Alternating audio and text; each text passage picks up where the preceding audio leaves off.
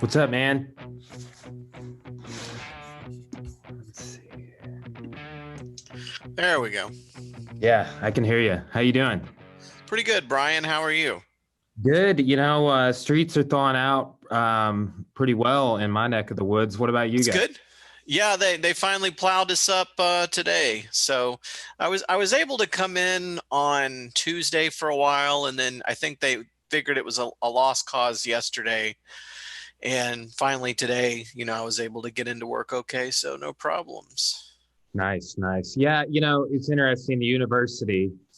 So like the front end of this, Core and I lost a little bit of power, but the university I work at made us teach digitally Monday, Tuesday, Wednesday, and then we're like, oh well, we will just have a regular snow day on Thursday, Friday, and like roads are clear. We could have gone to work today, and it's like the 2 days we could have done something. They give us off. It was weird.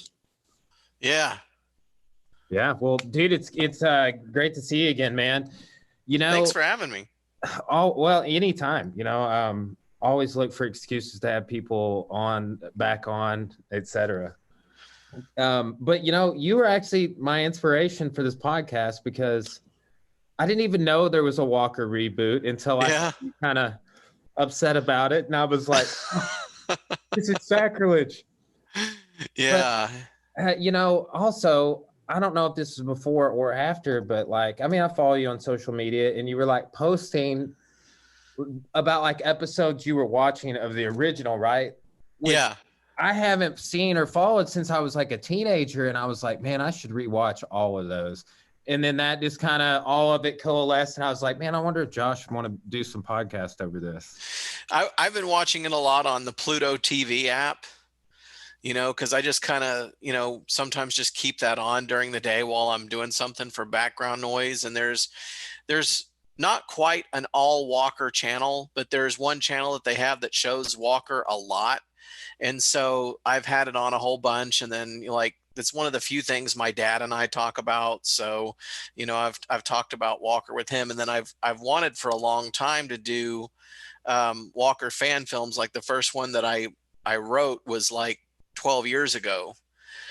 So I've wanted to do them for forever. And I don't think I could do the one that I wrote 12 years ago now for various reasons. So I wrote a couple others within the last year that I want to try and make at some point in the next year and a half, if I can find time.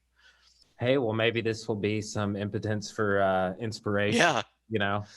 Get you thinking about it, which, let's just jump into this. So I was thinking this just kind of today, like, I kind of think that like maybe on some of this programming, you get people like working at, like when I was a kid, it's just like Quantum Leap all day. Great. I love Quantum Leap, whatever it is. Right.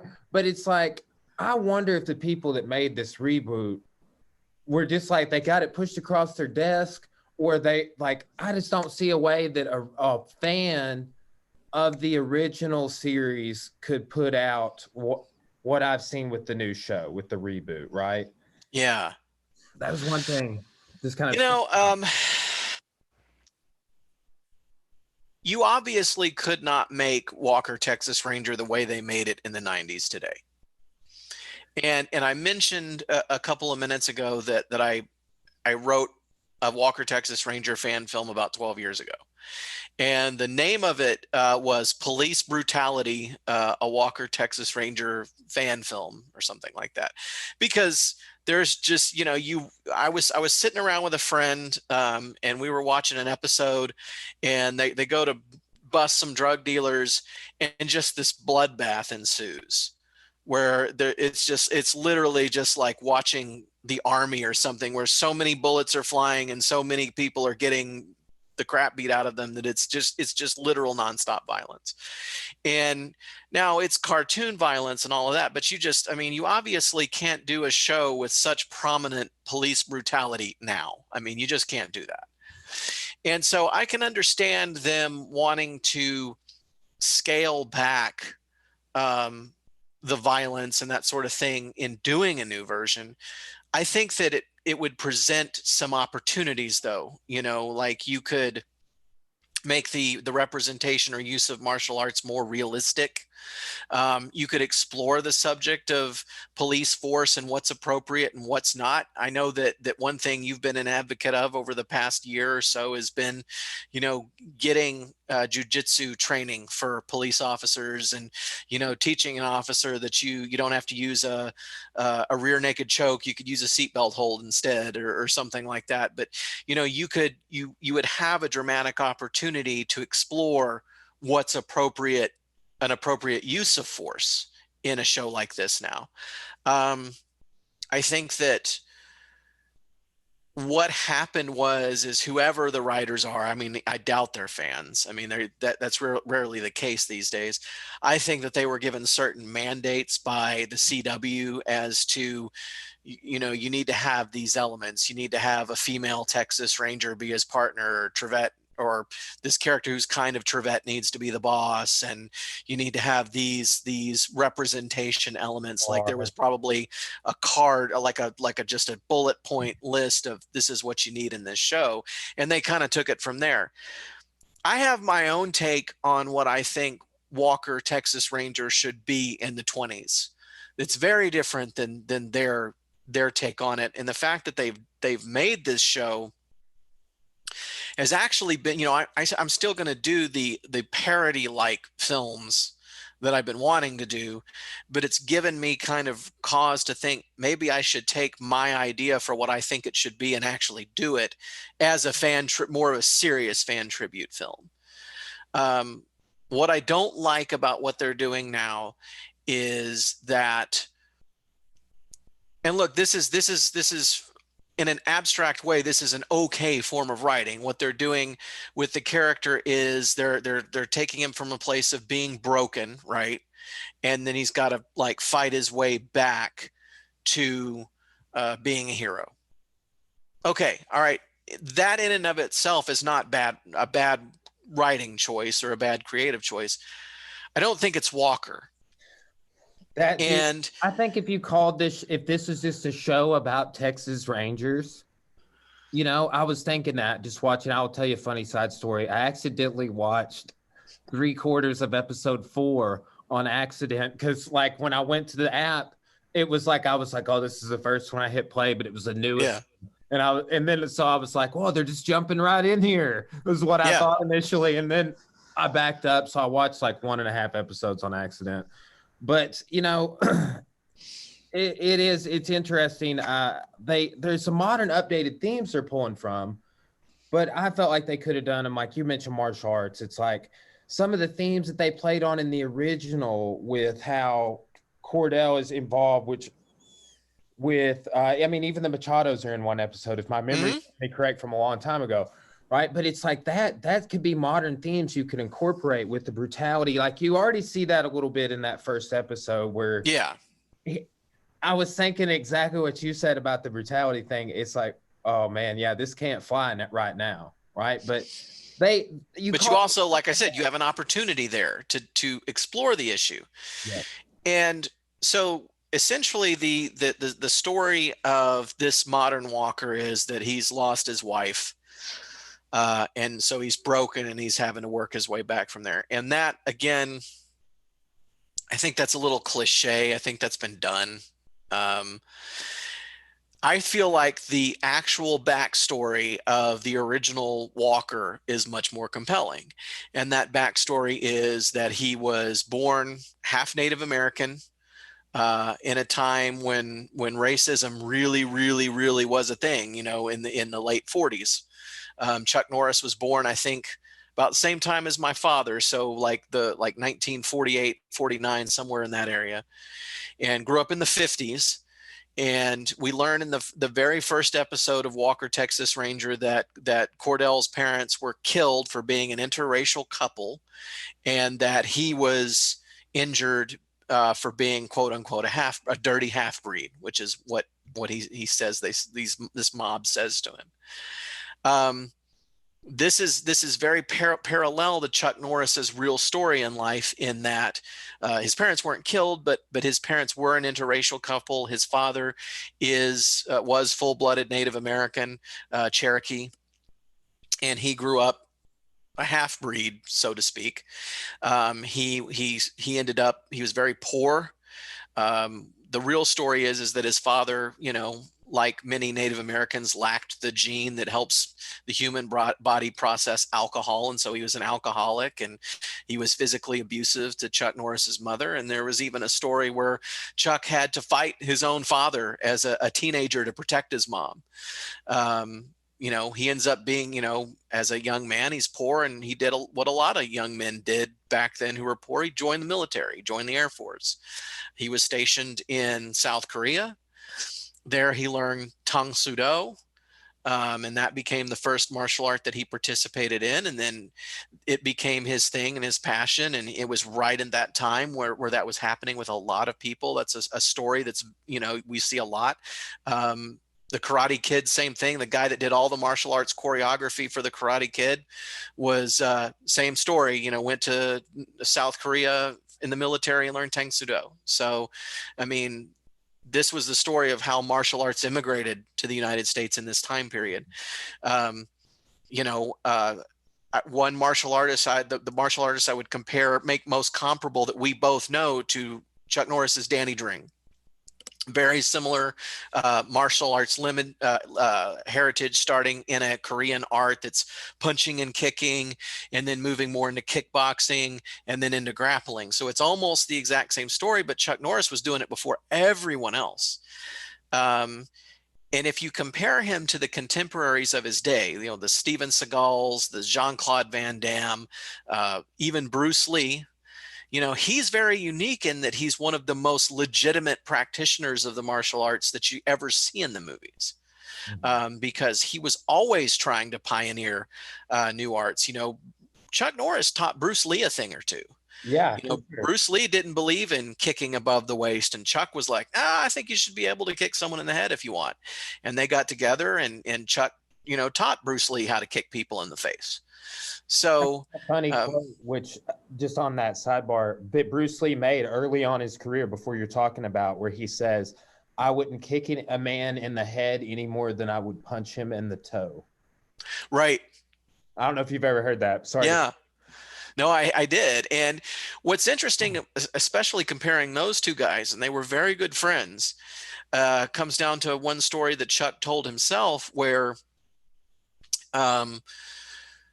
he and Bruce were working out one day, and then they got done sparring or whatever it was they were doing, and they go inside, and Chuck sits down, and like Linda Lee brings him an iced tea, and he starts like drinking the iced tea, and Bruce like starts doing push-ups and sit-ups and going, bonkers doing that. And Chuck's like, Bruce, sometimes you just got to rest, you got to recharge your battery. And I think that a little bit leads to why, of course, Bruce is no longer with us and Chuck is because, I've always kind of felt that Bruce trained himself to death. He pushed it too far. He incurred an injury.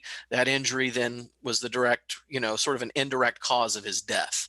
Mm-hmm. So, whereas Chuck has always found like a really good balance, I feel like. But it was guys like that he trained with, like Bruce and Steve McQueen and those kind of people who got Chuck into movies. One of Chuck's very first appearances on film is in that very Bruce Lee film that he's real famous for, where they fought. That was one of the first times he was ever on film. Bruce called him up, said, I want you to come be in this film. We're going to fight in the Roman Coliseum. And Chuck's like, well, I get to hit you a couple of times, right, too, Bruce? And Bruce is like, yeah. And Chuck's like, I see what you're doing. You want to beat the world champion. And Bruce is like, no, I want to kill the world champion. And so he gets off the phone, and like he's hanging out with Bob Wall. Chuck's hanging out with Bob Wall, and he's like, I'm going to go shoot this movie with Bruce. And Bob Wall's like, can I go? And he's like, yeah, I guess. And so Bruce tells him, okay, when the plane lands, we're going to have a camera crew there. And when you walk off the plane, we're going to film you walking off the plane and put that in the movie as your character's entrance. And so when he's walking off the plane, he's acting when he comes off the plane. They're filming it. And then, they stop filming and Bob Wall comes out and Bruce is like, "Oh, you came. Do you want to be in the movie too?" And Bob Wall's like, "Yeah." And he was in the movie. It's just, that's filmmaking, sometimes is like that, or at least, low budget filmmaking is like that. But so Chuck has had this story throughout his life that's very reflected in Walker. Walker, half Native American, had to live with that his whole life. He was an outcast. The difference is Walker, with his parents gone, grows up in a reservation, in a Cherokee reservation. He's raised by his Uncle Ray, who is a full-blooded Cherokee. And, Uncle Ray teaches him kind of their ways, about the spirits and the great spirit and the appreciation for nature and how to understand animals and that sort of thing. And so Walker really gains that appreciation for the Native American aspect of his heritage. But because his mother was white, he looks very white. And so the other Native American boys his age don't accept him. And so even on the reservation, he's an outcast. He's an outcast in the white world. He's an outcast in the Native American world. And Uncle Ray gives him the nickname Washoe, which means lone eagle. And so this idea of Walker being this strong, silent, withdrawn character comes from that upbringing, and then compounded where he serves in the military. He's special forces. He's got to kill people. He's got kind of a dark past. And so his whole life is defined by either being alone or being out on some, mission where he's having to do things and deal with people that normal people just, they don't understand what that's like. And I think the original inspiration for the character was from the movie Lone Wolf McQuade, where he played a similar character, and they just took that idea and made it into a TV show. So I feel like the original Walker's backstory is much more compelling and interesting. And you see Walker is very closed off when we first meet him. He's a very closed off, very kind of full of himself guy. Very quiet. And it's up to all of these other characters in their own way. CD, Jimmy, Alex, they all have to kind of bring him out and make him more of a social person and more of the kind of that's his way of kind of coming out of his shell, is through the way these other characters are sort of patient with him. Yeah. Man, I'll say, so you just mentioned CD. I didn't remember him being a recast from originally. I watched this show literally I remember when it debuted when I was like 5 years old, all the way through to when I was a teenager, and then rewatched the reruns on USA Network and all the other channels. But I didn't remember CD being recast. I didn't even really remember. I remembered at one point Walker drove a Chevy. Isn't that a weird thing? I remember. But then I remember when he switched to the Dodge. But some of this earlier stuff, it was interesting to go through, and but CD was a recast, and then that other actor from episode 2, which is in The Patriot and a bunch of other stuff. I saw him in episode 2, and I was like, I don't remember this episode, but I remember this guy being in other episodes. But we were talking, that's something that they do repeatedly, apparently, throughout the franchise. Well, now it is not unprecedented to recast an actor after the pilot. The most notable version of that would be replaced in the original Star Trek, where they replaced Jeffrey Hunter with William Shatner. So I feel like what happened there was you don't really see the character of CD change. CD, he's always into some harebrained thing. You know what I mean? He's always into some kind of gullible, weird kind of deal where in the first episode, he's like, I'm going to write this column for the newspaper, my own, Ask Trail Buddy. And, I'm going to give people advice. And then he's doing other stuff. He brings Walker a chain letter, and Walker's like, CD, quit sending me these chain letters. And so CD's always into some harebrained thing. So the character was consistent. I feel like what happened probably is that The showrunners wanted CD to be an older character because they wanted him to be a mentor for both Walker and Jimmy in a way. And they may have just felt that who was the actor that was cast in the first episode might have been too young. So they made him kind of an older guy. Noble Willingham was the actor that ended up playing him for the rest of the show. Did a great job. One thing that I really, really like about this show, and it's one thing that they don't really do as much today, especially in this new show, is that there is a degree to which these characters are caricatures to a degree. You know, they're just a little bit too over the top. They're just a little bit too cartoony. And that's because the whole point is to entertain you. The whole point is to make you enjoy the experience and laugh. You know, when you're choosing to spend an hour of your time with a group of people, you should like those people. They should entertain you. I don't feel like every show you get on, you should have to be depressed, you know, getting to know all these depressing characters and their depressing lives. Like, you know, there's sort of this format that they fall into that I messaged you about, where, you know, CD's doing something silly. Trevette is, you know, having bad luck with women. Alex is always saying there's not enough evidence to get the bad guy. And then, you know, you're always ending the show with a joke at someone's expense. So it's either like there's this one episode where CD lost all of his booze because he used his booze as a decoy for the bad guys, and then got blown up, and he's like, oh, it looked like Elliot Ness came through here, you know, and so at the end of the episode they have no booze at CD's, and everyone leaves, and he's like, where are you going? And they're like, oh, we're going to go get a drink. And he's like, y'all are a bunch of deserters. You know, so there, or there's a joke on Jimmy, or it's never a joke on Walker, by the way, but it's always a joke at some character's expense at the end of the episode. And then there's like the freeze frame and the stuff. Like the end of One Riot, One Ranger, you know, Jimmy's like trying to be a rodeo clown, but he doesn't actually know how. And then they're like, you know, they're leaping out of the way of the bull and all that kind of stuff. And it ends on a fun freeze frame. They wanted you to like these characters. I mean, they made them entertaining and funny. Like, you know, Alex is always rolling her eyes at Walker's antics. And, you know, Walker always likes the fact that Alex thinks he's going too far and he's making a joke out of it. And it's entertaining and fun. And that's what I like about it. Although, you know, kind of talking about the first season, I definitely feel like that what we have in the first season of the show is some really good storytelling. I feel like that there are a lot of episodes with really good thought out plots and really good developed characters. And they tell some compelling stories in the first season. I feel like the show going on starts this very slow descent into silliness as it goes on.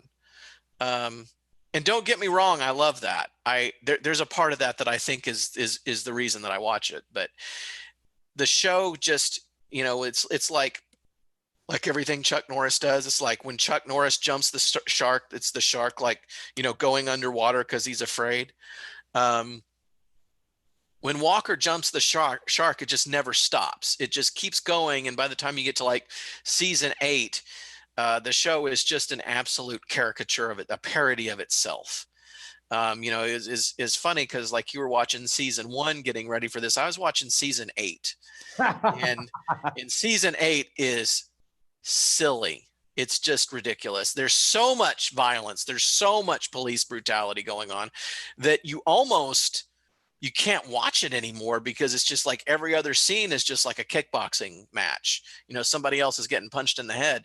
There was one part where I was just like, I had the sound going and I was just listening to it, and every 10 seconds it was,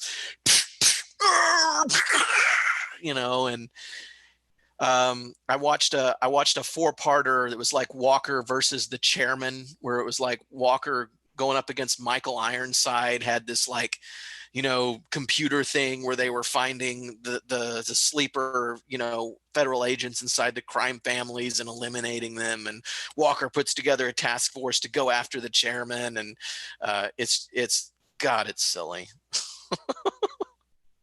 See, that's the stuff I'm really looking forward to seeing the evolution or devolution of the show, because it has been so long, man. It's been high school since Right. I watched. I've seen a couple episodes over the years, but it's been high school since I watched any significant number of them. And then I was like, hey, Corey, you should get me this Walker set. So, it's for the podcast.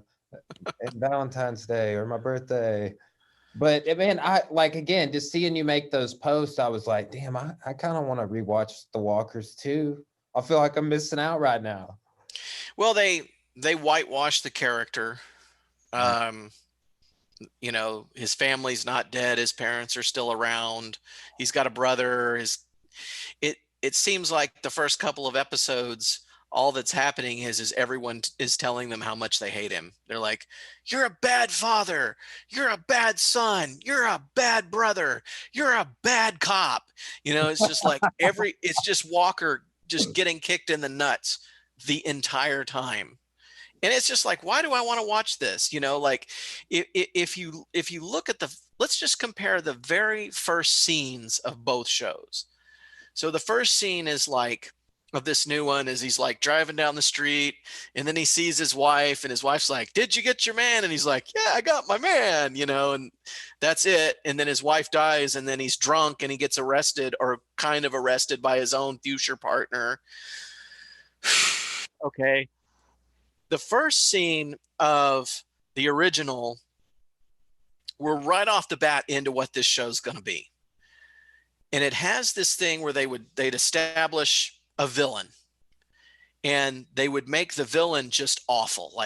They would go into all of this effort to make the villain a very horrible person. They murder people, they kill innocent civilians, whatever unspeakable thing that you're like, I can't believe they went there with this person. They did. So right off the bat, we've got these guys, they're robbing an armored car or something, and they kill a dude, they kill some guys, and they're celebrating. Walker crosses the border into Mexico without authorization, goes right into this bar and just beats the crap out of all of these guys at once, and just tosses them out in the back of his pickup truck.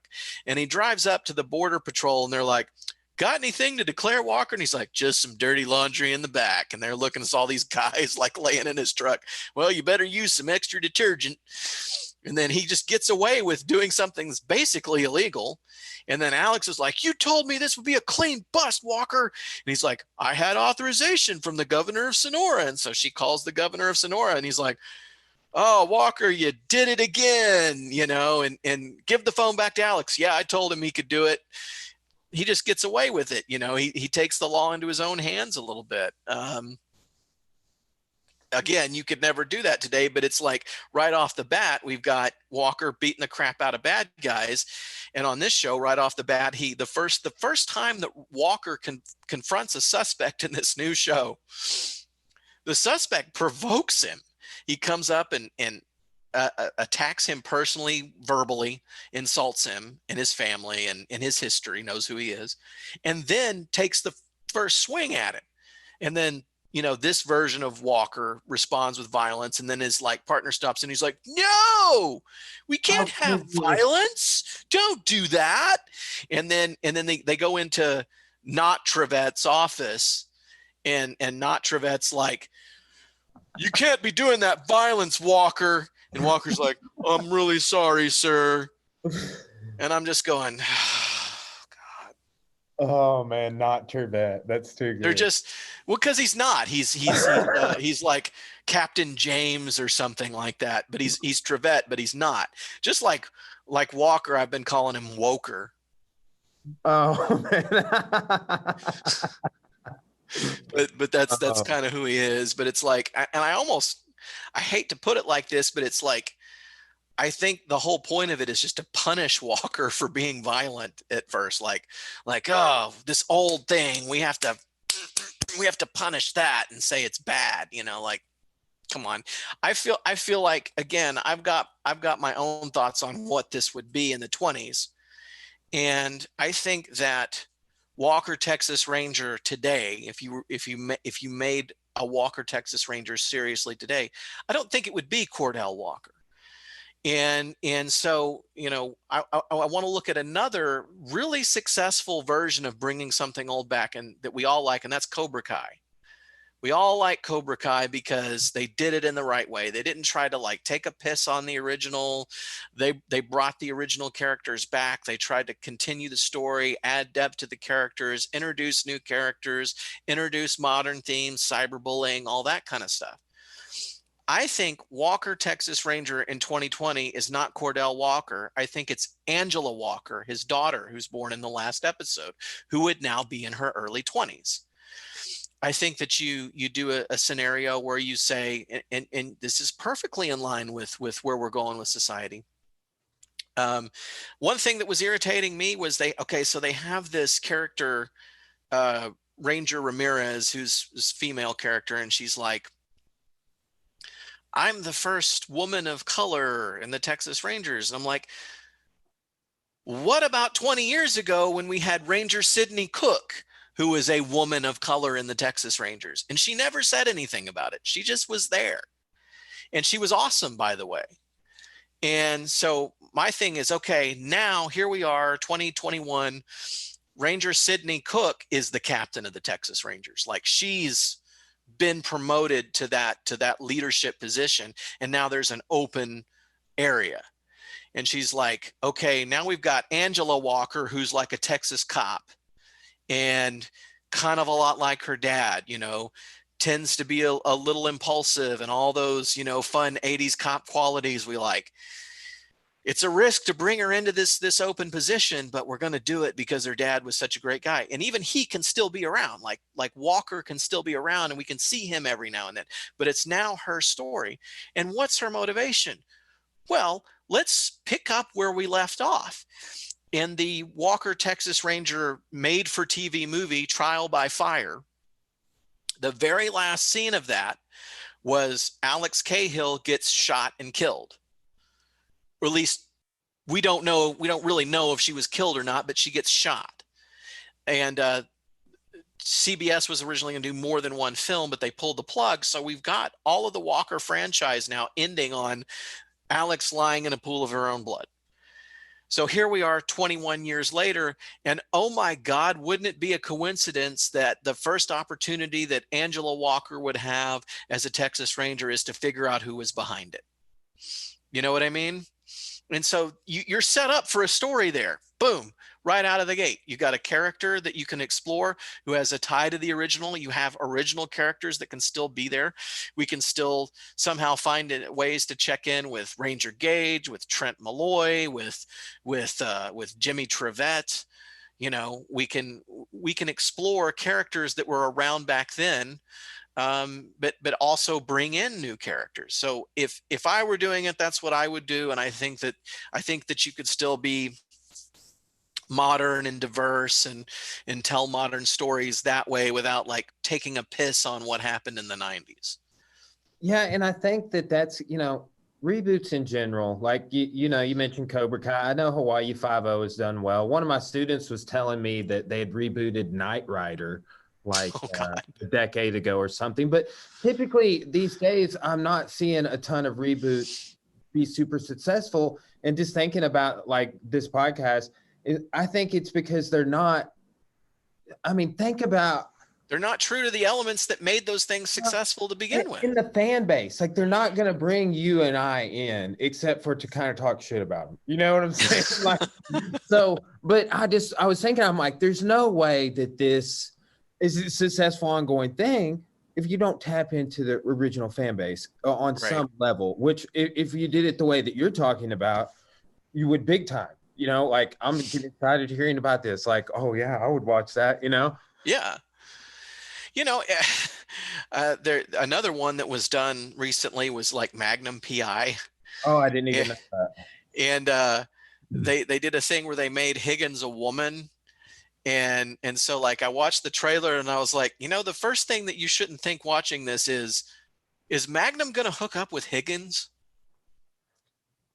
It's just like, Who did they I get to mean, replace Tom Selleck? Who even can do that? Like these, like all the boots to fill, and some of the right. most iconic characters of all of TV. It's just that's another thing. It's like when I saw, because I only knew about the Walker reboot because I saw you post about it, and then I was like, why would they do that? Like, and then I'm like, well, then it just starts you asking questions before I even knew anything. Like, well, how are they going to replace Chuck Norris? Is Chuck Norris in it? Like, Right. all of these questions came up, but it's like you can't. That's not a character I would. It's almost sacrilegious to do it, but it's like, how could you do it? There is a way, like maybe he gets to be in the new one, and it's not. You don't replace him. You don't Yeah. replace him. It's Cordy. They call the dude Cordy. Like, what is that? Oh, Well, I mean, you've got the Walker facts. The Walker, he's not pushing the world up; he's pushing the world down. One in particular is like Chuck Norris's tears cure cancer. Too bad he's never cried once. But then you got this guy's crying every other episode. So it's like, it's not the same. It's not the same character. yeah. Just make an original show. Just do something different. Don't call it Walker. It isn't Walker. And you shouldn't do that. You shouldn't like come up with a new idea. You know what I mean? Because all they're doing, what they're trying to do is they're afraid of new ideas because of it's financial. They want to bet on a sure thing. Well, they're combining that with kind of their new quotas about how things should be written, and so they're taking old things and making them into things they're not, and they're just making people mad. Star Trek can kind of get away with this a little bit better than some shows can, because Star Trek's always been woke. Star Trek's always kind of been on the cutting edge, and it can be lots of different things, and you've got a whole universe to play with. But we were talking about like Walker, Texas Ranger, Magnum PI. They're even talking about doing Highlander. Why? Just let it, we still have, it's like saying you're going to go back and you're going to repaint the Mona Lisa. Why do that? Somebody already painted that. Like, paint your own thing, tell your own story. And I know I'm kind of hypocritical in saying this because I do a lot of like fan tribute type things. That's more for fun than anything else. That's more to just like have a good time, especially with the Walker one. I've shown you one of the scripts. Yeah. It's just silliness, it's just going to be having fun doing it. But I don't get the constant need for the reboots or the retreads. I say just tell a new story. But what's interesting is that you can look back at something that's 20, 30, 40, 50 years old and find really compelling storytelling. Even in the very simple ways, you go all the way back to Alfred Hitchcock and Twilight Zone episodes, and back in the 50s and 60s, and you find all kinds of really interesting, compelling stories that are told in really interesting ways without all kinds of production value and visual effects. And you look at Walker season 1, and there's some really, really neat episodes here. One in particular that stands out to me is called An Innocent Man. It's the 9th episode. And they have this story where a serial killer had been on the loose, killing a bunch of people, and his like electrician catches him. He finds the equipment he was frying people, and he's going to report it. And then so the serial killer frames the electrician as the serial killer, and everybody thinks they've got their guy, and the dude's scheduled for execution. And he's admitting it and confessing and willing to take the death penalty to protect his family. And it's up to Walker and Trevette and CD to figure out who the real killer is and catch the killer by the end of the episode, because the ticking clock is this innocent guy is going to get executed. And you got some really neat stuff here. You've got exploration of CD when he was a ranger, and him looking back on it, and there isn't a lot of the caricatured stuff here. CD is looking back and going, did we arrest the right guy? Did we make a mistake, Walker?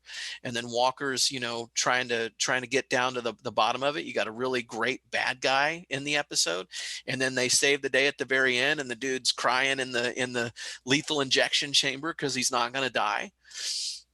There's some really great stories here. And there's also some beginnings of the silliness. The very first episode as a bad guy features Marshall Teague, who's notorious in the Walker franchise for having played 7 or 8 different bad guys. Yeah. He doesn't play the same bad guy every time. It's a different bad guy, and they do this a lot. They do this with Marshall Teague. They do it with Leon Rippey, who is the guy you were talking about in the second episode, who played the sheriff of Cuervo County. They do it with Richard Norton. Something interesting about Richard Norton is, if you go back to the 1980 Chuck Norris film, The Octagon, Richard Norton plays this character that's a henchman, and he tries to stop Chuck, and Chuck kicks him in the balls. And it's like one of the most memorable Chuck Norris moments, because he just kicks this guy square in the nuts, and he's like, oh shit, and he falls over, and then there's another guy named, let me pull him up, Patrick St. Esprit, and we see him as just a henchman in one of these episodes, and he ends up playing like 3 or 4 main bad guys, and the thing they do with him is they just give him a beard, or they'd shave his beard, and then he was a different guy. So I think Gunsmoke and some other shows did some things like this, but Walker's really bad about it. I've seen it, for example, to a time or two, but I only paid attention like, oh, okay, well, you were a character in this episode, and then you're a main character, like with Law and Order. I saw that a few times across with Special Victims Unit. One of the ADAs with the red hair, she was, I can't even remember her character's name now, but she was big in the courtroom. But a way previous episode, she just played like a side character in one of the Monster of the Week type episodes, Yeah. Well, but. And this is really interesting. If you're going through the season 1 episodes, every one of these, I can tell you who the bad guy is. One Riot, One Ranger. That's Marshall Teague's Orson Hyde. You got this one with where the sheriff of Cuervo County, Dewey Baker, he's played by Leon Rippey. He comes and he kidnaps Alex for putting him in jail. You've got the one that you and I were talking about where he fights the Yakuza, and you've got the actual bad guy is Congressman Leo Cabe, played by Andy Robinson, who was in Dirty Harry. And you keep going. You've got Bounty, and the bad guy in this is Boone Waxwell, played by one of my favorite actors whose name I can't remember at the moment, Bruce McGill, who's been in a lot of stuff. And so you go through all of these episodes. Storm Warning, that's Richard Norton. And he's got this part where he sees Trevette running real fast, and he goes, I've seen it more than once. You're fast as lightning, bucko. Because he's got this accent. I can tell you who the bad guys are in all of these episodes. You know what I can't do? I can't tell you who the bad guy is in a single episode of this new show, because they're so forgettable. And that's the thing, is you have to have a good, solid villain to have a good hero. That's an important element. And again, I can't hardly tell you who, I watched, I don't know, second or third episode where it was like a horse had been kidnapped or a horse had been killed or something. I can't even really tell you what the crime was in that episode. But I can instantly look at a Walker episode, from the back in the day, go, oh, that's the chairman.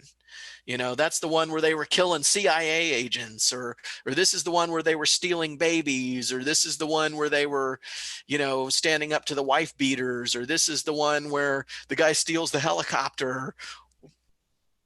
You know what I mean? You know what's going on because that was the whole thing, is that they would go through such lengths to make you hate whoever the bad guy was, because that was the satisfying part of the episode, is like this evil son of a bitch. And you get to the end of the episode, and Walker just beats the crap out of him, and the person deserves it. You're like, yeah, this guy deserves it. Now there are some rules for when Walker gets in a fight. If the bad guy is like telling Walker how he's going to kill Walker, that's how the bad guy's going to die. So like there's this one called it's like the principal, and Walker, is one of the cliche ones later in the show where it's like Walker's going to go be the principal of the high school to figure out where the drugs are coming from. He's going undercover as the principal. I'm the new principal, Mr. Miller. And he ends up finding out that it's one of the teachers, and the teacher's like, I'm going to throw you off the roof. Well, he throws the bad guy off the roof. And there's like 10 or 12 other examples of this. If you pull a knife on Walker, you die by your own knife.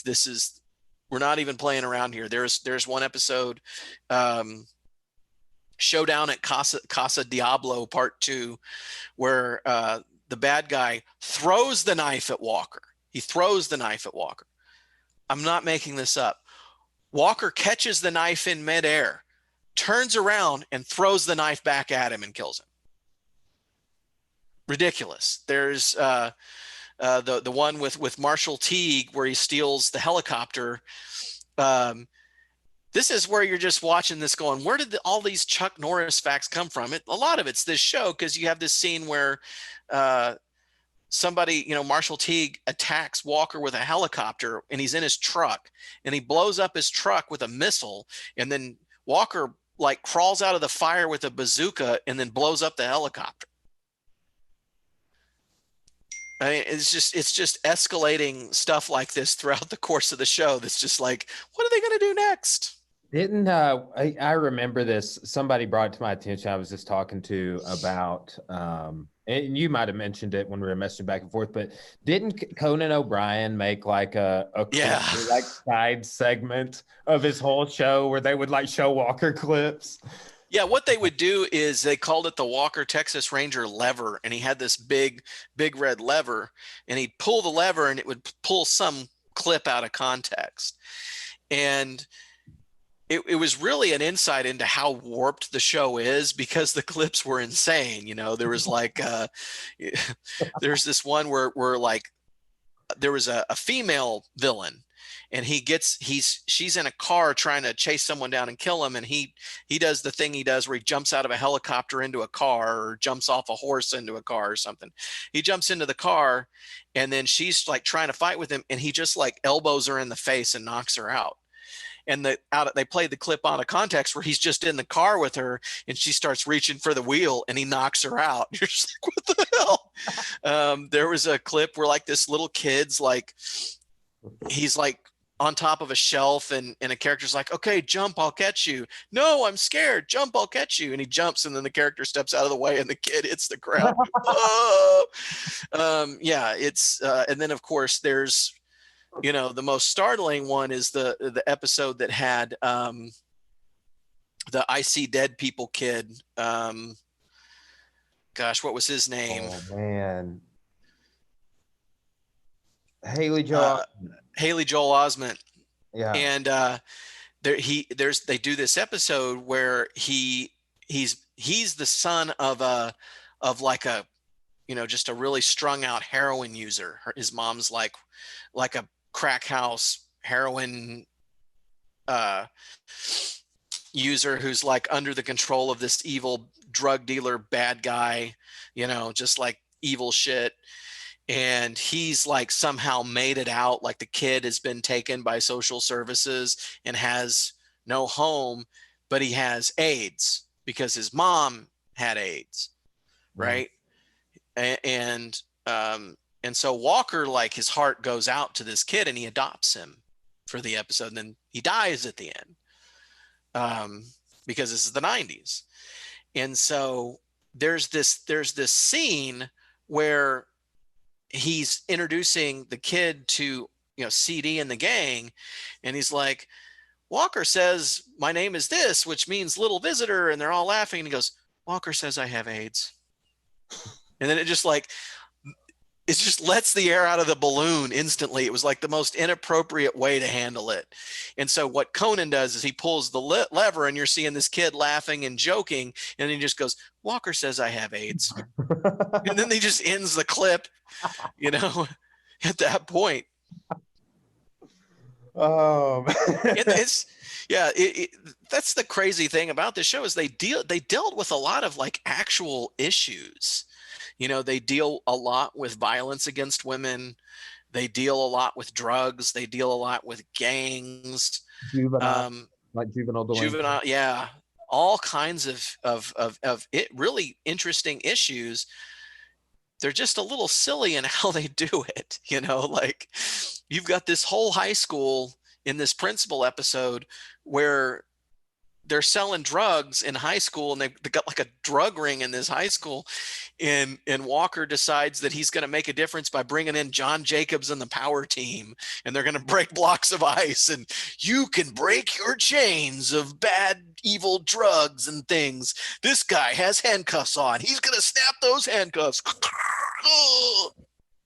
Have you ever seen the Power Team? Yeah, like a long time ago. A long time ago, dude. Oh man, I was probably 10 years old. Yeah, iconic. Man, there's so many things, like just looking back at this show, I am excited to kind of relive them, you know, like to go back through it. And because I will say one thing I've never done is like, you know, I remember, you know, you had to wait until the next week for a new episode all the time. And it was, you know, now you can binge watch them a whole season at a time. And it's, I don't know, I'm going to enjoy it from beginning to end in a reasonable amount of time for the first time ever. So it's going to be interesting to see how much it changes from a storytelling standpoint, even from a production standpoint, because there was technological change that occurred from 1993 to 2000 in how they would film it. You know, they were probably shooting the show on more high contrast Kodak EXR film stocks in the very beginning, and then by the end they're probably shooting on the first Kodak Vision series, so it's a lot less contrasty in the tone. They were probably in 1993 editing on 1-inch tape. You know, they would shoot on 35 millimeter film and then transfer it to 1-inch videotape, and they'd probably edit it that way. Whereas by 2000, by the end of it, they were probably doing it on like beta. You know, so you know there was probably a change in how the show was even made over the course of those years. You get into the you know, all of the things like the Hayes Cooper episodes where they go back to the Old West, and Walker has an Old West version of himself. Oh yes, I remember that. I remembered a bunch of the Native American episodes, but man, you just blast from the past on that one. So, yeah, there are all kinds of really weird, and I think there's one point where Walker himself travels back in time to the Old West, and you're like, wait a minute, how did he do that? So, yeah, there's all kinds of, this show is it doesn't shy away from being over the top at any point in time. It takes itself a little more seriously in the first couple of seasons, but as it goes on, it's just more and more like, what crazy thing can happen next? Yeah. Well, man, so what are some ideas? So another thing I'm doing right now, not as comparable, but I'm comparing with Will Walker. He's a pro fighter. We're doing all of the tough seasons, right? Which 30 of them. Right. Wow. Yeah. But 10 episodes per season. So it's comparable to what we're doing. But what he and I are doing is kind of consolidating, like, hey, we got some main talking points for each season. You know, did this season change in this way? Like what, how you want to do some future episodes on this? You want to consolidate some seasons? Yeah. Like what have you had any like brainstorming, any ideas about that? I think that each season sort of has its own identity a little bit, and we can take a look at those identities. and how they changed, because they're I mean, and there's a lot to look at. I mean, the theme song changes Oh, dude, I was like, a couple of times. I can yeah.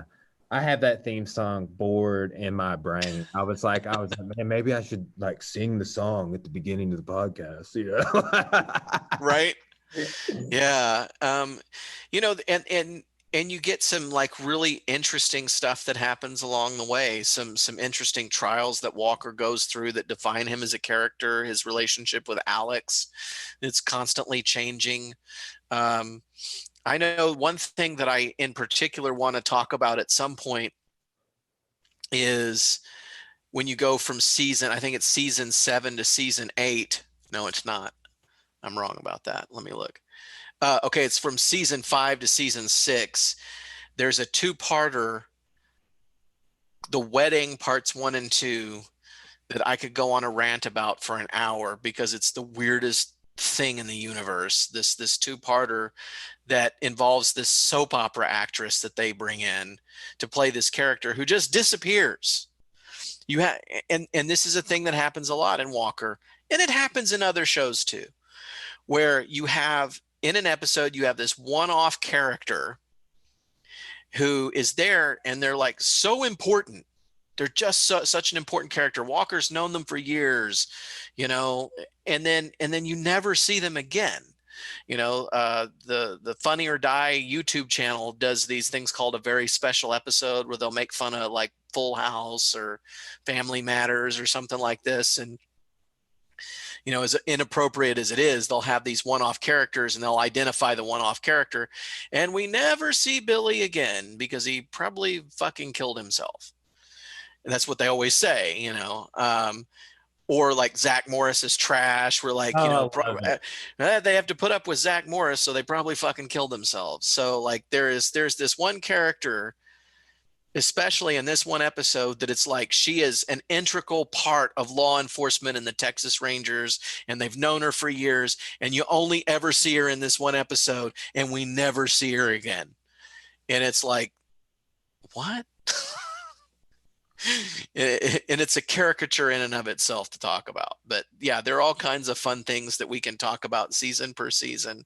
You know, because there's a lot of great storytelling in season 1, but there's also a lot of interesting, compelling stuff that happens in season 2, where they go and they explore Walker's background, both from the martial arts standpoint and from the Native American standpoint. So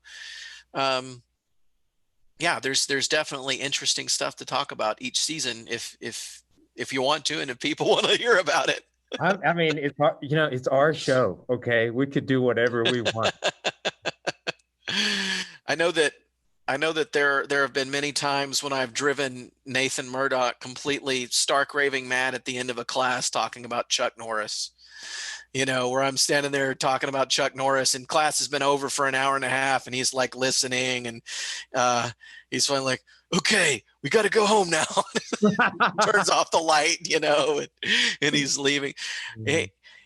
So, and he made the mistake a couple of months ago of doing a Chuck Norris move in class. Like one of Chuck Norris's, I mean, one of the things you see on Walker all the time is the spinning back fist. Constantly the spinning back fist.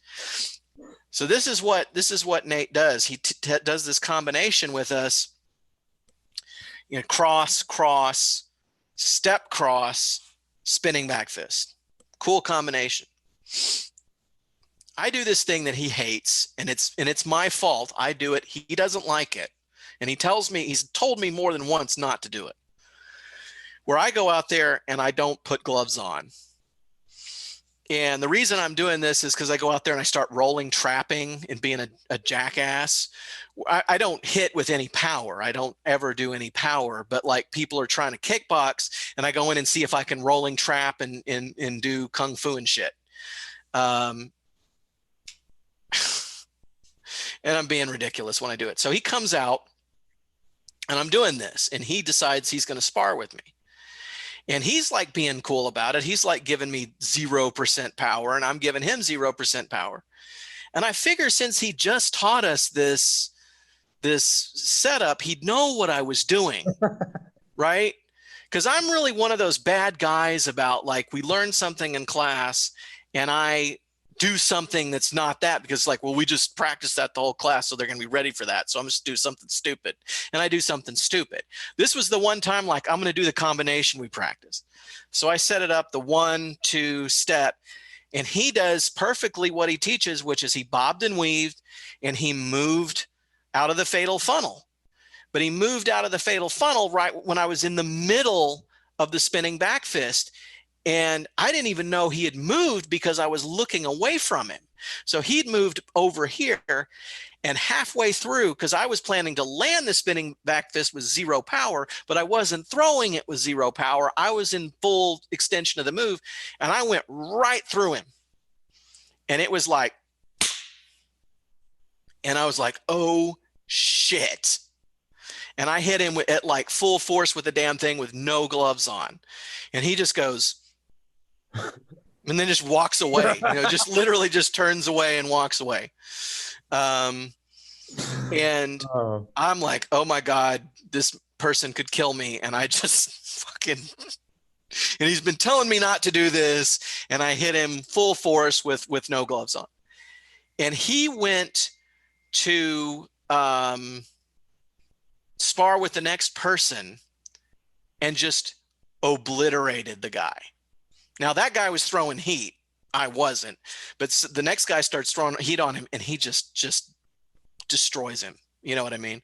And I'm like, oh shit, I made him mad, And like I had to like go apologize to him and stuff. And he's like, here, wear some MMA gloves when you do that. If you want to do that, wear some MMA gloves.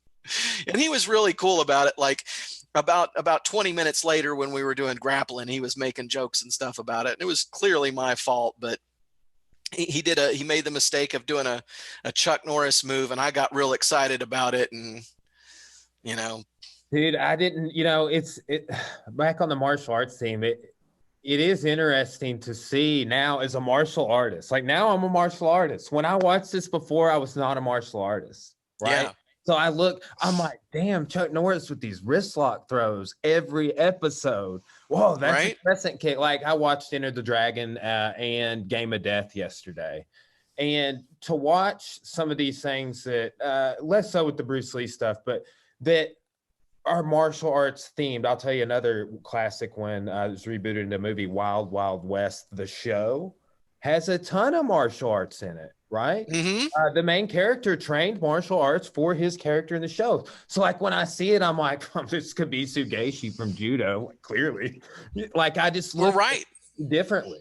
Captain Kirk, William Shatner did judo and karate, and so you see him doing a lot of throws and shoulder rolls and crazy stuff in the original Star Trek. When Walker came on, that was right when I was getting into martial arts as a teenager.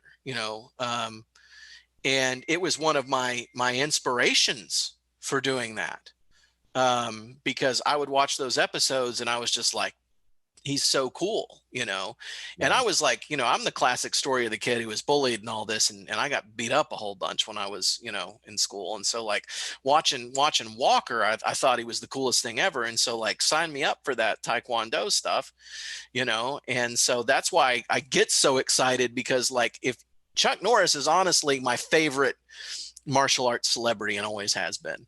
And so like, yeah, you're going to get me excited when we're doing Chuck Norris stuff in class, and just expect for that to happen. And it was my fault clearly, but I get pretty excited whenever we're doing something. And look, Chuck Norris does some sick grappling in Walker too. At times there are some examples, especially in the later seasons, where a guy way bigger than him just like slams him on the ground and gets on top of him, and he does a perfect like guards up on him and escapes and sweeps the guy and gets on top of him and does everything you're supposed to do.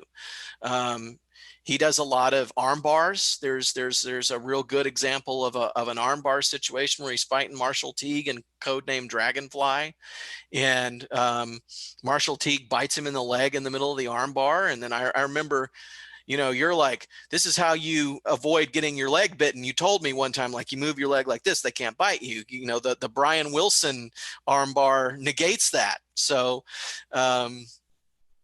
yeah, there's a lot of, you mentioned the Carlos Machado and those guys are in an episode, and that's a cool thing where you think Walker's about to throw down with some guys, and Carlos walks up and he's like, "Hey, can we beat up the bad guys this time?" Like, "Sure, Carlos." And then they just the whole gang comes in and starts just flipping bad guys through tables and stuff, and it's kind of fun to watch. So yeah, lots of great martial arts in that show. It really is. And dude, this is going to be fun too, to do these future episodes. Cause you're a jewel with your, like, the name of the episode, the bad guy, like roughly what season it occurred, if not exactly what season it, like that's going to make for good. Cause man, I'm going to be getting into it, but it's nice having somebody that kind of knows more than you cause there's never a dull moment in the conversation, Like, well, you can form more brain connections than there are like atoms in the universe or something. Like, so, really your capacity to remember trivia is kind of endless, and I'm really bad about it. My son's worse. How old is your son? 14. Oh wow. Yeah.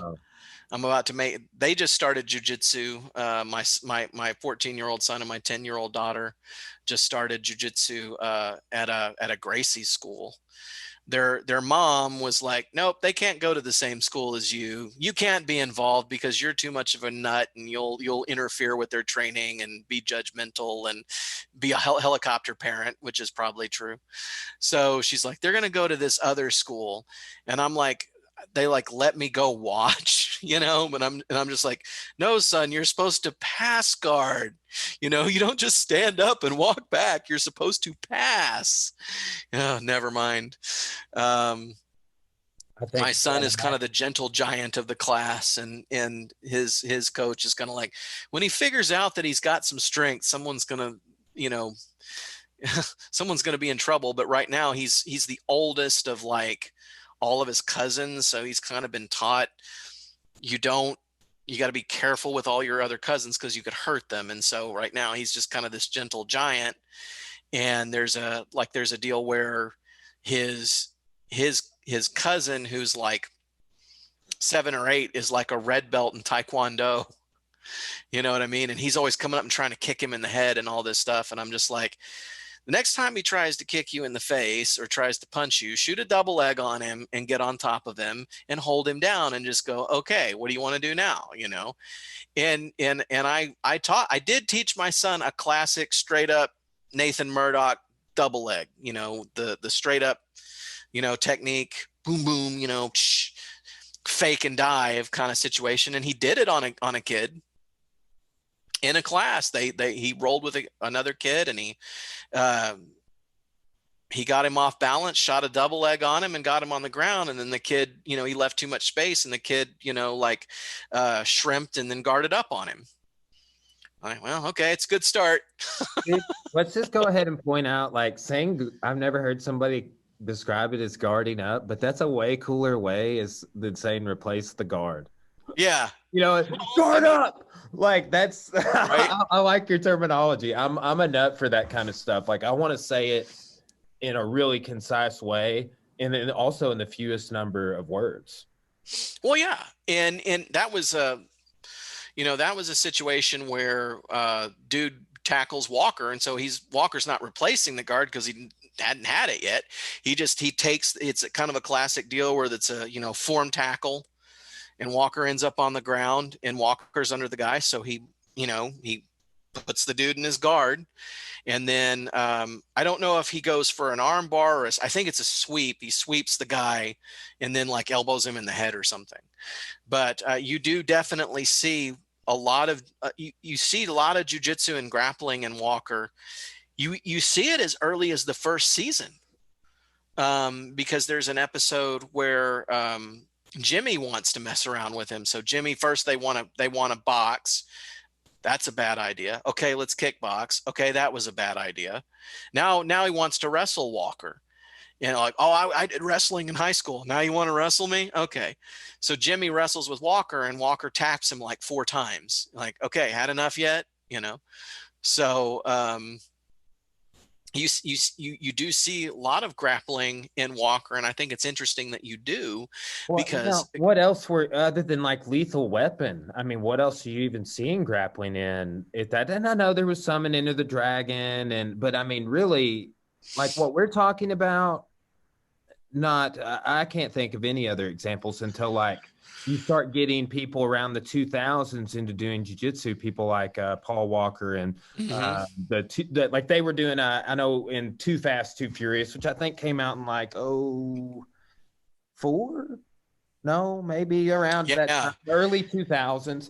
They were doing a triangle armbar and a couple of jiu-jitsu sequences, but everybody always brings up Lethal Weapon. But I mean, Walker is kind of a Walker was doing it very early, because, if you look at that time period, the hardcore people knew about UFC 1. I didn't actually see UFC 1 until like 1997. It was a long time for me. I saw it on videotape. You know what I mean? Like, all the hardcore people knew about what was going on, but the vast majority of the martial arts world did not get wise to grappling until at least the late 90s, 98 or thereabouts. And so to see it on TV in 93 and 94 was pretty progressive. Chuck was going down and training in Brazil in the 80s. Wow. And there's videotape of him. Hickson. Yeah. Where he's brought the Gracies up, and he's introducing a bunch of karate people to him, and he's like, you guys need to be learning this. And he rolls and gets his butt kicked. And that's the thing with Chuck Norris that makes him a really legit person in my mind, even as an actor, because if you go and you look this stuff up, he'll talk about the time he got choked out by Gene LaBelle. He'll talk about the time that he got choked out by Elio Gracie, where he's like, well, Gene LaBelle was going to teach me how to choke someone out. And he said, well, before you learn to choke someone out, you got to feel what it's like to get choked out. And I was like, I do, and, ooh. And then, he talks about how he thought he could roll with Elio because he was a black belt in judo, and Elio said, punch me in the face. He goes up to punch him in the face, and he says, next thing he remembered, they were tapping him on the head, waking him up. Steven Seagal and Jean-Claude Van Damme aren't going to admit that.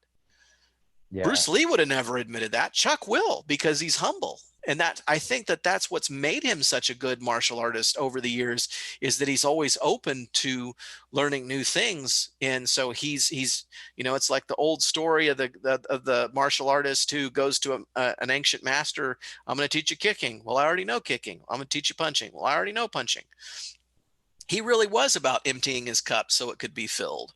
And that's why he's got such a diverse skill set. But he's got definitely a lot more humility than a lot of his contemporaries. Yeah. I've always said that in real life, Chuck Norris is basically just Ned Flanders. Who's Ned Flanders? Off The Simpsons, like the silly neighbor. Hey, diddly ho! Yeah.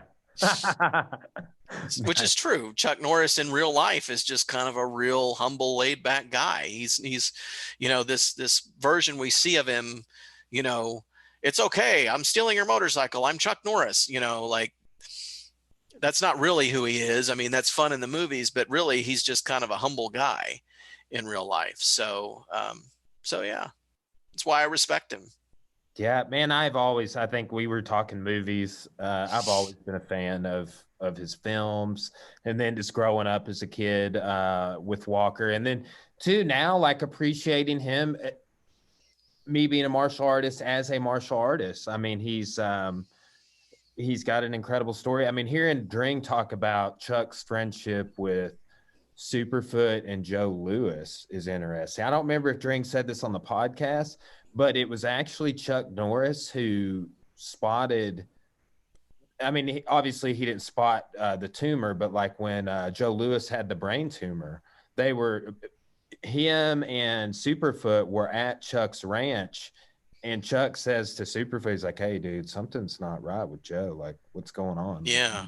And like got him to go get checked out. And that's when they discovered that he had a brain tumor. Right. So it's that's some interesting history in and of itself. You get into just the history of those guys and how good of friends Chuck was with those guys. And then you mentioned the Bruce Lee connection. I mean, he's a cultural icon. You take Walker, Walker just enriches the story. It's like, you know, like it probably did lead to a lot of those Chuck Norris jokes, you know. And when it's funny because like people have asked Chuck about those jokes over the years, and he's just been like, he's actually been humble about that. He'll go, well, you know, my favorite one is, you know, they tried to put Chuck Norris on Mount Rushmore, but you know, the granite wasn't hard enough for his beard. You know, he laughs about it, and he's actually very humble about it, and then makes a joke. So, you know, he's a very, very cool guy. I do know that there's a lot of, with guys like Superfoot and Joe Louis and Dring, these are tough guys. These are real male bravado tough guys. You know, Dring's like, we're gonna drink the blood of our enemies. You know, and whip a bear to death with a rattlesnake. Yeah.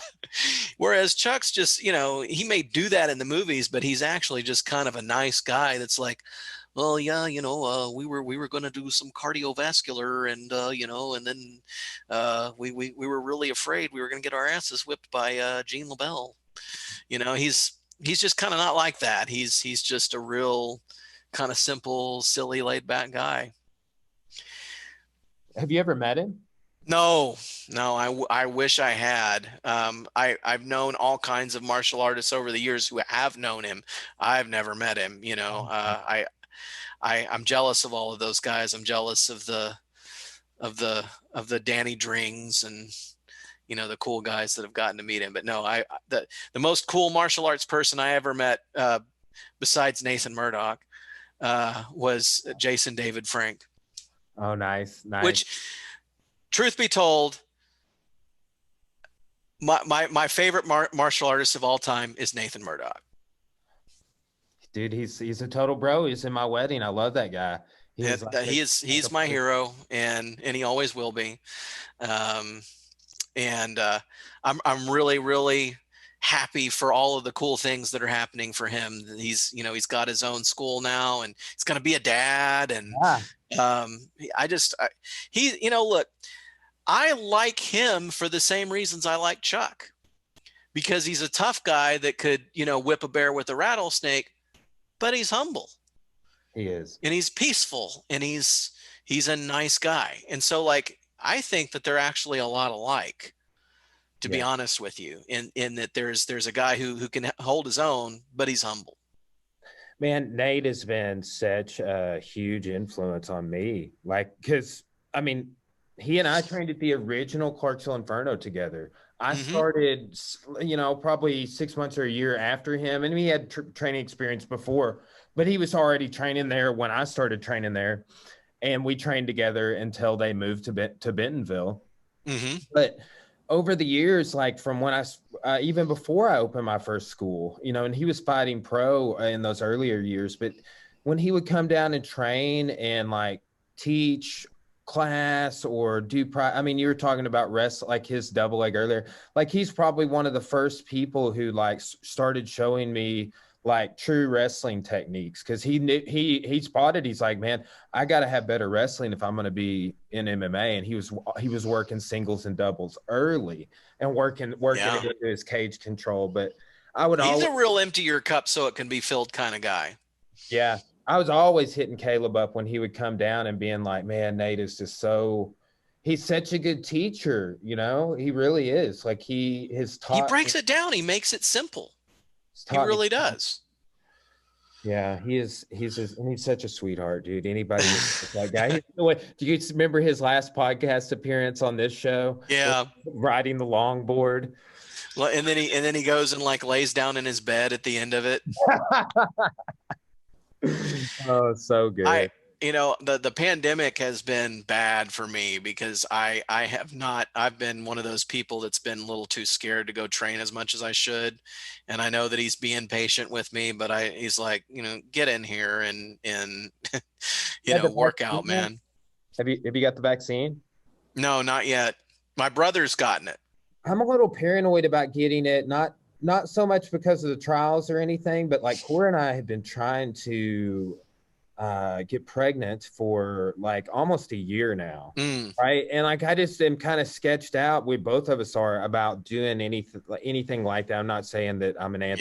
anti-vaxxer or anything, but like we're both trying to be super healthy. And I know that's kind of like, we'll take the vaccine, you'll be healthy. It makes sense. But I also like am a little sketch about putting anything new. I don't just really trust in my body right now, given the fact that it's been difficult for us so far, you know. Well, my brother got it a few weeks ago. He's had both doses. He said that what happened to him was they gave it to him and he felt bad for about 24 hours and then he was fine. Yeah. So, I think I'll probably do it when the time comes because I've got 3 kids to worry about. So I'll probably do that. I've been paranoid. I've been, in my office and at my house. Um, and I've gained weight. I've gained all the weight back that I lost before it, and so I'm very frustrated by that. And then, the few times that I have gone back, it's like it's been very apparent that I haven't trained very much in the past year. I get murdered, I get tapped, I get rolled over, I barely have the stamina to get through it, and I'm just like, oh, this sucks.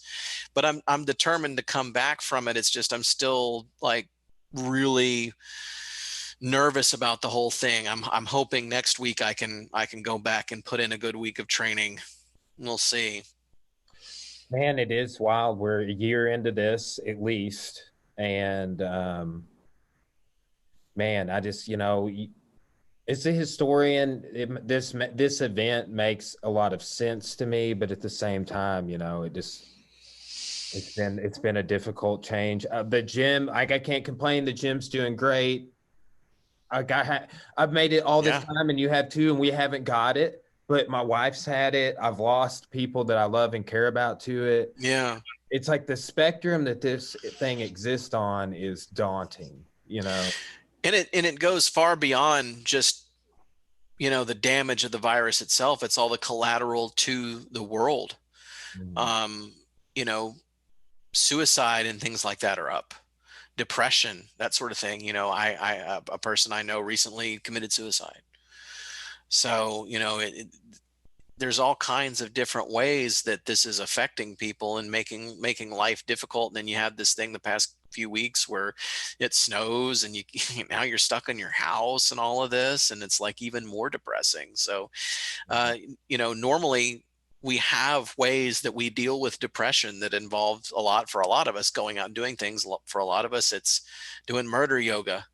You know what I mean? That was my way for a long time of dealing with anything that was stressful in my life. Was I just go, simulate murder in a padded room with my friends. And I haven't been able to do that as much. Therapeutic. I will say too, it's been difficult with the weather, but man, for me, and I've been trying to be vocal about this to everybody because I own a large gym, 8,000 square feet. Like I'm here every day, but also it became so pivotal for me at a certain point to start exercising outside of martial arts for Yeah. energy and creativity. And now, like, the main thing I want to do is be able to cultivate like an exercise space at my house, like an outdoor, like, I mean, I look at it this way. I'm paying a fitness membership, $30 times 30 years every month. It's like, I'm going to put a home gym in at my neck. Like, we're going to buy another house in probably 4 or 5 years. We'll have ours paid off. And that's going to be a major goal. And like, exercise, I never understood. I mean, I knew about that, but I was like, oh, I do martial arts for exercise, like that's my exercise. And then over time, teaching the classes and being super efficient at what I do in a lot of regards, it's easy to get out of shape doing your exercise, or just like you get accustomed to it. And like, Yeah. it's been, the last year, like October before last is when I started making like exercise a regular part. But now, like with the pandemic, I've had to like stay on, like being creative, going, making it to ride my bike outside if the fitness center's closed, or go run outside. And then you can't, and now fitness center's back open now, but you can't do that right now. It's so daggum cold in the roads. So You've been making me feel bad about myself, because like every time you're post, you're like, I ran 10 miles and did a hour of jujitsu and then read three Russian novels. You've been the Chuck Norris of like being a well-rounded human being. And I'm just like, man, I wish I was this guy.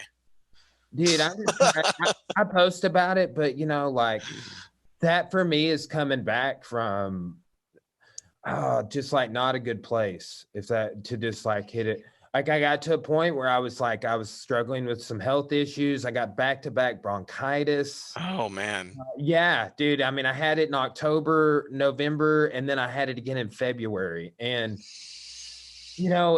I started like that. I was like, I'm done. I'm gonna make my body just physically strong to fight off this stuff, because I was those bouts with bronchitis freaked me out. Like and I gained a little extra weight and maybe had some sleep apnea issues. Like I had some like nocturnal, they call them nocturnal pain. I would just woke up like 10 different times. Don't have this in the day, but like woke up having a panic attack, Yeah, I know what that's like. And just like, and I've talked to people that have had them just didn't wake up into them, And Yeah. it's like a sort of, some people have them daytime and wake up, like, but that's all that had ever occurred for me.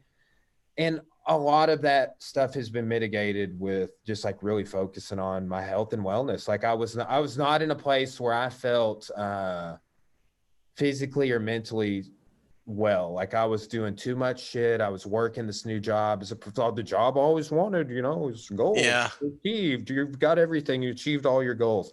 Not so much, right? So a lot of that was just like a balancing act of like, it's weird. I started doing more and it balanced things out, because the more I was doing is like investing in my physical wellness, It seemed like you were doing so much, but it became easier. Yeah. I was saying like, I don't have time to go to the fitness center. Right. Like that was what I was like, that's what I would say all the time. Like, I have a gym here at the gym, and I teach at the university. And like, I just started getting up a little earlier after I read the David Goggins book. I started getting up at the same time he gets up, 4 a.m. And then by the time I get to teach my 8 a.m. class, I've already done more than most people. I've already exercised, already had 2 cups of coffee probably. But I really, like, I do go in with like a little bit of a psychological advantage. I was not able to take naps for like a couple of years. I was trying to take a nap between like getting off the university and going to teach at the gym, and I could never unplug, right? I would just, so from like all day so I started getting up earlier, and then that allowed me to take a nap occasionally, like for like 30 minutes or an hour, and feel like really refreshed. But man, I just had to, I was trying to level up, and that was what I was missing. I feel like it was just like exercising for my physical and mental wellness, like that has been, and it's been nice. And I will say, like, I watched this first episode of this reboot disgrace of Walker on a 10-mile bike ride at the fitness center, That's what I'm gonna have to do. I keep trying to do that, and maybe I just need to take your advice and get up earlier and just make it happen. It's just, I guess it's just about making the determination that you are going to do it, and then you make yourself do it, and then you realize, hey, this is easier than I thought. I will say, man, too, another thing. Well, here I have them with me right now. These were a game changer for all of these like life changes. It's like the AirPods, man. I'm listening to, like, for me, I could never also exercise and not do anything. Music is not enough. Like if I'm on a bike ride or a run, here's how I have to do it. I'm like, well, I'm going to listen to this whole 13-song album from front to back. Like there's no like playlist that's going to do it for me. You know, like I'm like, no, I have to continue watching Paul Vunak's entire legacy collection of DVDs I have in Google Drive. Like that's Right. what I do. I'm going to watch it on 1.5 speed today.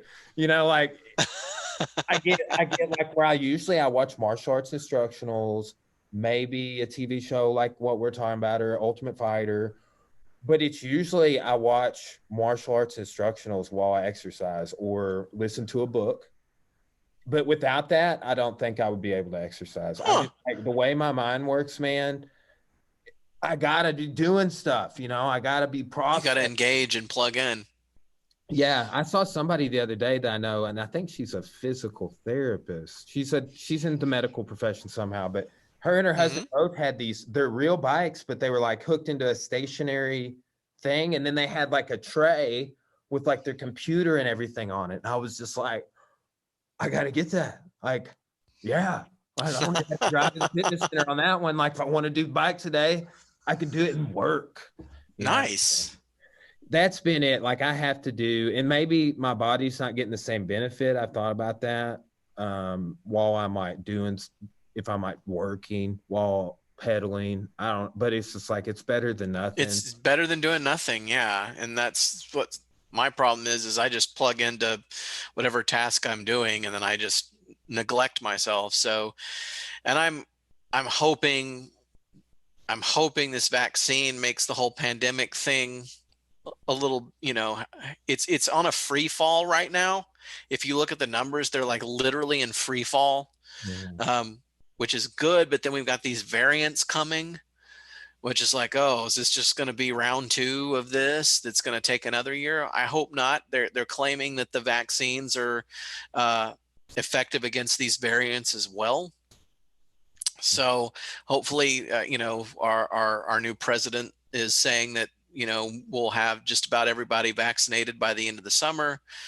So I'm hopeful that we'll be able to, do the best we can at going back to doing the things that we need for ourselves. Yeah. For sure. Well, man, when things do get back to, normal, I we'll, one of these days come down for a podcast, will. do some training, come down. We can do anything you want, man. Get some Thank you. training Yeah, in. I'm up for it. Yeah. So we'll have to, that'll be, it'd be awesome. Cause I'd love for you to see the studio and, Yeah. I just got, I'm playing around. I'm going to be going multicam live stream real soon. I have both my Nice. cameras mounted. I've got it. I've been working on it for a long time. So be cool to get get you to see it and get some feedback. Rock on. I'm looking forward to it. Well, all right, dude. Well, it's been a pleasure, dude. It's always great Thanks. talking to you. We'll be in communication about what we want to do on these future episodes. I appreciate you nerding it out with me. All right. Anytime. Murder, You made my week with this. So yeah, I'm excited to keep doing it. murder jiu-jitsu for life. Murder Yes, jiu-jitsu. sir. All right. Talk to you later. Thank you. See you, dude. See ya.